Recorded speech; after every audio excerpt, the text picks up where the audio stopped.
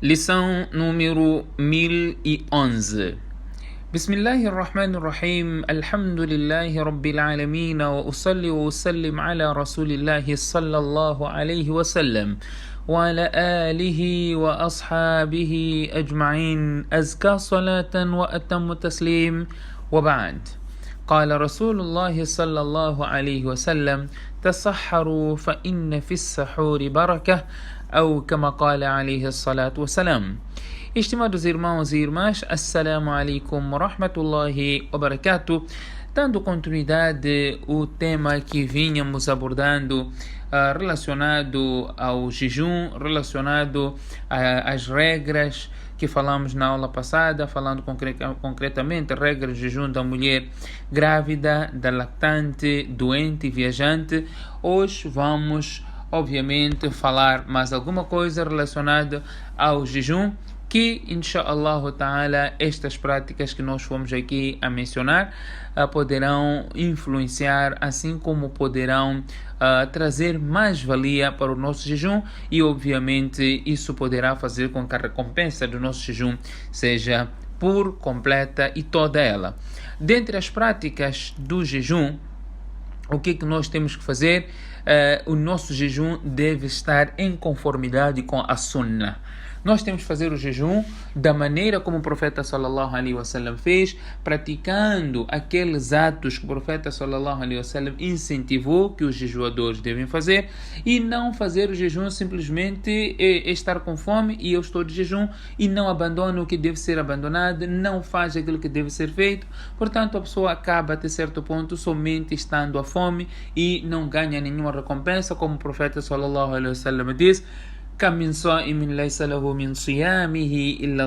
muitos fazem o jejum, mas nada ganham do seu jejum senão a fome e a sede. Portanto, falando do jejum de acordo com a sunnah, dentre as coisas que o profeta sallallahu alaihi wasallam recomendou para o jejuador, uma delas é, ao início do seu jejum, fazer o sahur, tomar a refeição do sahur, que é a refeição que se toma antes do amanhecer, antes da entrada da hora do Fajr, ainda quando estiver noite escura, antes da entrada da hora do Fajr. Então toma-se uma refeição que é para manter a força do corpo durante o dia todo. Portanto, toma-se essa refeição antes. E o profeta sallallahu alaihi wasallam diz: tasahharu fa inna fi sahuri baraka.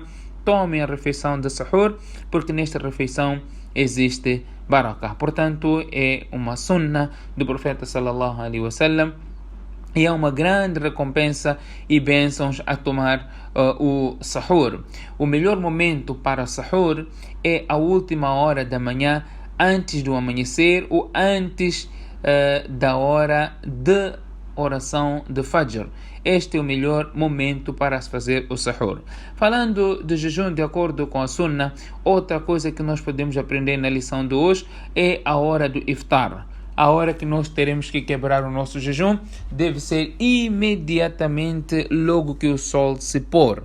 Logo que o sol se pôr é a hora que nós temos que quebrar o jejum, e não podemos retardar o quebrar o jejum alegando, não é, que vou esperar um pouco mais. Não, se tem certeza que o sol já se pôs, é a hora que deve ser quebrado o jejum, que é imediatamente após o ocaso do sol. O Sharia considera o ocaso do sol, não é, quando aquele redondo, aquele disco do sol vai abaixo do horizonte e desaparece completamente. Dizemos que o sol já se pôs.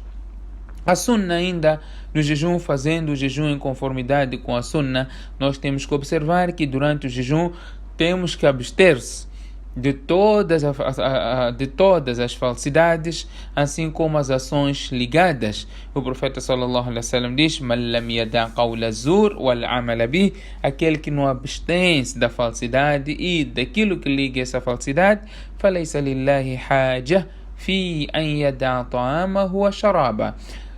temos que abster, afastar-se da falsidade e dos atos que ligam a esta falsidade. Não discutir, não disputar, temos que abandonar os argumentos, não é, com pretexto eu tenho razão. Não, você está de jejum. Você não pode ficar a discutir mesmo tendo razão. O uso de palavras ruins ou fazer qualquer coisa que seja proibida, nós não podemos fazer quando estivermos de jejum.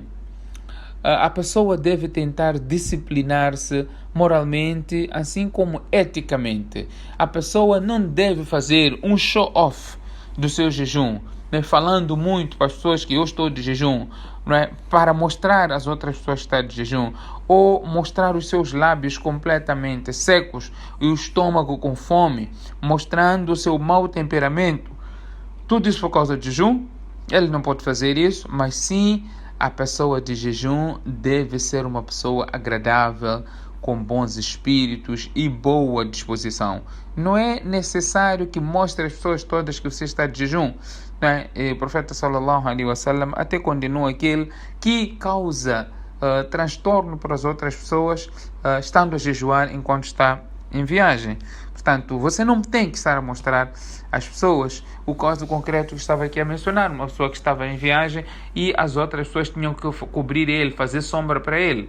Portanto, quando o profeta viu aquilo, perguntou por que estão a fazer aquilo, disse, não, aquele está de jejum, então as pessoas estão a proteger a ele para não apanhar sol. Portanto, está a dar trabalho às outras pessoas por causa do jejum, numa situação em que o Sharia deu-lhe a prerrogativa de não fazer o jejum. Portanto, durante o jejum, nós temos que optar, não é? A nossa conduta deve estar toda ela em conformidade aos ensinamentos do profeta sallallahu alaihi wasallam. Assim como, durante o jejum, temos que optar por aqueles atos, não é, que vão enriquecer mais o nosso jejum, como por exemplo a caridade, a bondade, aumentar a sua adoração e sem se esquecer que o mês no qual o Corão foi revelado, fazer muita recitação do Corão.